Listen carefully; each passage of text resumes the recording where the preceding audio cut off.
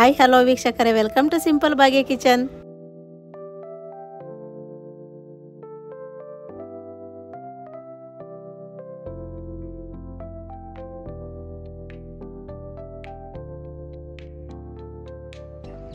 ಇವತ್ತು ನಾನು ಒಂದೇ ಥರದ ಚಿಕನ್ ಯಾಕೆ ಮಾಡಬೇಕು ಅಂತ ಮೊಟ್ಟೆ ಕೋಳಿ ಸಾಂಬಾರು ಹಳ್ಳಿ ಕಡೆ ಹೇಗೆ ಮಾಡೋದಂತ ತೋರಿಸ್ತೀನಿ. ಅದಕ್ಕೋಸ್ಕರ ನಾನು ಒಂದು ಅರ್ಧ ಬೌಲ್ ಅಷ್ಟು ತೆಂಗಿನಕಾಯಿ ತುರಿ ತೊಗೊಂಡಿದ್ದೀನಿ, ಸ್ವಲ್ಪ ಹುರುಗಡ್ಲೆ, ಒಂದು 3 ಏಲಕ್ಕಿ, ಸ್ವಲ್ಪ ಲವಂಗ, ಸ್ವಲ್ಪ ಮೆಣಸು, ಸ್ವಲ್ಪ ಚಕ್ಕೆ, ಹಾಗೆ ಕೊತ್ತಂಬರಿ, ಪುದೀನ, 2 ಟೊಮೆಟೊನ ಉದ್ದಕ್ಕೆ ಹಚ್ಚಿಟ್ಕೊಂಡಿದ್ದೀನಿ. ಒಗ್ಗರಣೆಗೋಸ್ಕರ ಒಂದು 4 ಈರುಳ್ಳಿ ತಗೊಂಡು ಸಣ್ಣದಾಗಿ ಉದ್ದಕ್ಕೆ ಹಚ್ಚಿಟ್ಕೊಂಡಿದ್ದೀನಿ. ಸ್ವಲ್ಪ ಹಸಿ ತೆಂಗಿನಕಾಯಿನ ಸಣ್ಣದಾಗಿ ಹಚ್ಚಿಟ್ಕೊಂಡಿದ್ದೀನಿ. ಮೊಟ್ಟೆ ಕೋಳಿ ಸಾಂಬಾರಿಗೆ ಕಾಯಿ ಪೀಸ್ ಹಾಕಿದ್ರೆ ತುಂಬ ಚೆನ್ನಾಗಿರುತ್ತೆ. ಹಳ್ಳಿ ಕಡೆ ಸೈಡು ಇದೇ ರೀತಿ ಮಾಡೋದು. ಹಂಗಾಗಿ ನಾನಿವತ್ತು ಕಾಯಿ ಪೀಸ್ ಹಾಕಿ ಸಾಂಬಾರು ಹೇಗೆ ಮಾಡೋದಂತ ತೋರಿಸ್ತೀನಿ. ಹಾಗೆ ಸ್ವಲ್ಪ ಶುಂಠಿ ಬೆಳ್ಳುಳ್ಳಿ ಪೇಸ್ಟು, ನೀವು ಬೆಳ್ಳುಳ್ಳಿ ಶುಂಠಿ ಇದ್ದರೆ ಹಾಗೆ ರುಬ್ಬಕ್ಕೆ ಹಾಕ್ಕೊಳ್ಳಿ, ಇಲ್ಲಾಂದ್ರೆ ಈ ಥರ ಪೇಸ್ಟ್ ಇದ್ದರೆ ಪೇಸ್ಟ್ ಆದರೂ ಹಾಕ್ಕೊಳ್ಳಿ.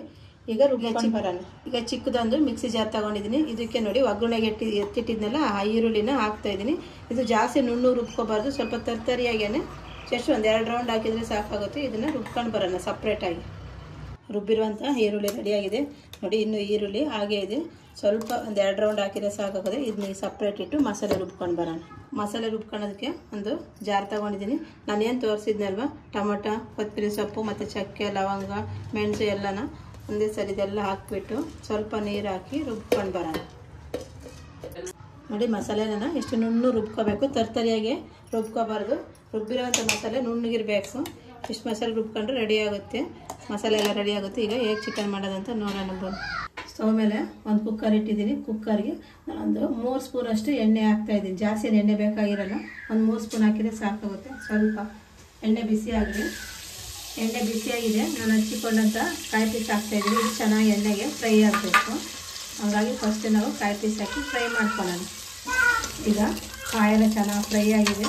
ನಾನು ಒಂದು 2 ಸ್ಪೂನ್ ಅಷ್ಟು ಶುಂಠಿ ಬೆಳ್ಳುಳ್ಳಿ ಪೇಸ್ಟ್ ಇಟ್ಟು ತೊಗೊಂಡಿದ್ದೀನಿ, ಅದನ್ನು ಪೇಸ್ಟ್ ಹಾಕ್ತಾಯಿದ್ದೀನಿ. ಇದನ್ನು ಹಸಿ ವಾಸನೆ ಹೋಗೋವರೆಗೂ ಫ್ರೈ ಮಾಡ್ಕೊಳ್ಳೋಣ. ಈಗ ನೋಡಿ ನಾನು ರುಬ್ಕೊಂಡಂಥ ಈರುಳ್ಳಿನ ಹಾಕ್ತಾಯಿದ್ದೀನಿ. ಅರ್ಧ ಭಾಗ ರುಬ್ಕೊಂಡಿದ್ದ ಈರುಳ್ಳಿ ಪೇಸ್ಟ್ ಹಾಕ್ತಾಯಿದ್ದೀನಿ ನೋಡಿ. ಇದು ಅಷ್ಟೇ ಹಸಿ ವಾಸನೆ ಹೋಗೋವರೆಗೂ ಫ್ರೈ ಮಾಡ್ಕೊಳ್ಳೋಣ. ಚೆನ್ನಾಗಿ ಎಲ್ಲ ಫ್ರೈ ಆಗಿದೆ, ಹಸಿ ವಾಸನೆ ಎಲ್ಲ ಹೋಗಿದೆ ನೋಡಿ. ಈಗ ನಾನು 1.5 kg ಅಷ್ಟು ಮೊಟ್ಟೆ ಕೋಳಿ ತಗೊಂಡು ಚೆನ್ನಾಗಿ ವಾಶ್ ಮಾಡಿ ಇಟ್ಕೊಂಡಿದ್ದೆ.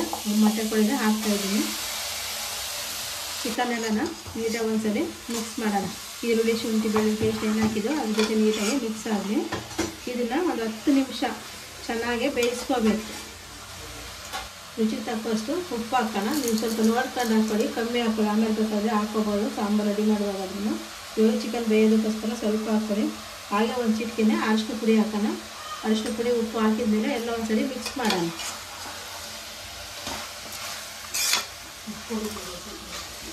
ಎಲ್ಲ ನೀಟಾಗಿ ಮಿಕ್ಸ್ ಆಗಿದೆ. ಈಗ ಇದರಲ್ಲೇ ಚಿಕನಲ್ಲಿ ನೀರೆಲ್ಲ ಬಿಟ್ಕೊಂಡು ಅದು ನೀರಲ್ಲಿ ಹಿಂಗಿಬಿಟ್ಟು ಎಣ್ಣೆ ಬಿಟ್ಕೋಬೇಕು. ಅಷ್ಟೊಂದು ಒಂದು 20 ನಿಮಿಷ ಆಗುತ್ತೆ ಟೋಟಲ್ ಟೈಮು. ಅಲ್ಲವರೆಗೂ ಒಂದು ಕ್ಯಾಪ್ ಕ್ಲೋಸ್ ಮಾಡಿ ಬೇಯಕ್ಕೆ ಬಿಡೋಣ. ಸೆಂಟ್ರಲ್ಲಿ ಒಂದು 2 ಸಲ ಓಪನ್ ಮಾಡಿ ಚಿಕನ್ನ ತಿರುಗಿಸೋಣ.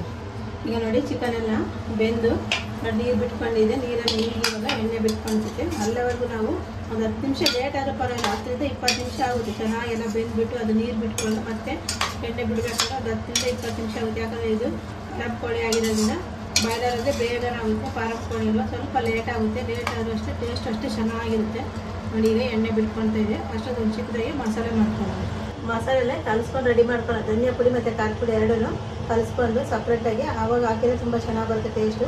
ಅದಕ್ಕೋಸ್ಕರ ನಾನು ಖಾರದ ಪುಡಿನ 1.5 ಟೀ ಸ್ಪೂನ್ ಅಷ್ಟು ಖಾರದ ಪುಡಿನ ಒಂದು ಪಾತ್ರೆಗೆ ಹಾಕಿದ್ದೀನಿ. ಈಗ ಧನಿಯಾ ಪುಡಿನ ಒಂದು 4 ರಿಂದ 5 ಸ್ಪೂನ್ ಅಷ್ಟು ಧನಿಯಾ ಪುಡಿ ಹಾಕೋಣ. ಸ್ವಲ್ಪ ಧನಿಯಾ ಪುಡಿ ಜಾಸ್ತಿ ಬೇಕು, ಹಂಗಾಗಿ ಒಂದು 4 ರಿಂದ 5 ಸ್ಪೂನ್ ಅಷ್ಟು ಧನಿಯಾ ಪುಡಿ ಹಾಕೋಣ.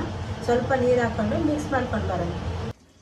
ಸ್ವಲ್ಪ ನೀರು ಹಾಕ್ಕೊಂಡು ಕಲಿಸ್ಕೊಂಡು ಬರೋಣ. ನಾನು ಮನೆಯಲ್ಲೇ ಮಾಡಿರೋಂಥ ಧನಿಯಾ ಪುಡಿ ಖಾರದ ಪುಡಿ ಅದನ್ನು ಯೂಸ್ ಮಾಡ್ತಾಯಿದ್ದೀನಿ. ನೀವು ಪಾಕೆಟ್ ಖಾರದ ಪುಡಿ ಧನಿಯಾ ಪುಡಿ ಅಂದರೆ ಅದನ್ನಾದ್ರೂ ಯೂಸ್ ಮಾಡ್ಕೊಳ್ಳಿ. ಇಲ್ಲ ಮನೆಯಲ್ಲೇ ರೆಡಿ ಇದ್ದರೆ ಮನೆಯೊಳಗಡೆ ಖಾರದ ಪುಡಿ ಧನಿಯಾ ಪುಡಿನೇ ಯೂಸ್ ಮಾಡ್ಕೊಳ್ಳಿ, ಚೆನ್ನಾಗಿರುತ್ತೆ. ಮನೆಯಲ್ಲೇ ಮಾಡಿರೋಂಥ ಧನಿಯಾ ಪುಡಿ ಆದರೆ ನಾನು ಯಾವುದು ಬೇರೆ ಮಟನ್ಗೆ ಅಂತ ಸಪ್ರೇಟ್ ಮಾಡಿ ಇಟ್ಕೊಂಡಿರಲ್ಲ. ಮಾಮೂಲಿ ಸಾಂಬಾರ್ಗೆ ಏನು ಮಾಡಿರ್ತೀನಿ ಅದೇ ಧನಿಯಾ ಪುಡಿ ಇಟ್ಕೊಂಡಿರ್ತೀನಿ, ಅದನ್ನೇ ಹಾಕ್ಕೊಂಡು ಇವತ್ತು ಮೊಟ್ಟೆ ಕೋಳಿ ಸಾಂಬಾರು ಮಾಡೋಣ. ಈಗ ನಾನು ಫಸ್ಟ್ ಏನು ರುಬ್ಕೊಂಡಿದ್ದೆಲ್ಲ ಮಸಾಲೆನೇ ಹಾಕ್ತಾಯಿದ್ದೀನಿ. ಆ ಮಸಾಲೆ ಹಾಕಿ ಚೆನ್ನಾಗಿ ಮಿಕ್ಸ್ ಮಾಡಿ ಒಂದು 2 ನಿಮಿಷ ಬೇಯಕ್ಕೆ ಬಿಡೋಣ. ಮಸಾಲೆ ಹಾಕಿದ್ಮೇಲೆ ಎಲ್ಲ ಮಿಕ್ಸ್ ಆಗಿ ನೀಟಾಗಿ ಮಿಕ್ಸ್ ಮಾಡಿ ಒಂದು 2 ನಿಮಿಷ ಹಾಗೇ ಬೇಯಕ್ಕೆ ಬಿಡೋದು. ಮಸಾಲೆ ಜೊತೆ ಚಿಕನ್ ಚೆನ್ನಾಗಿ ಬೇಯಲಿ. ಈಗ ನೋಡಿ ಮಸಾಲೆಗೆ ಚೆನ್ನಾಗಿ ಚಿಕನ್ ಎಲ್ಲ ಬೆಂದಿದೆ. ನಾನು ಸಪ್ರೇಟಾಗಿ ಏನು ಕಲಸಿಟ್ಕೊಂಡಿದ್ದೆ ಧನಿಯಾ ಪುಡಿ ಮತ್ತು ಖಾರದ ಪುಡಿನ ಈಗ ಅದನ್ನು ಹಾಕೋಣ. ಹಾಕ್ಬಿಟ್ಟು ಎಲ್ಲ ನೀಟಾಗಿ ಮಿಕ್ಸ್ ಮಾಡೋಣ.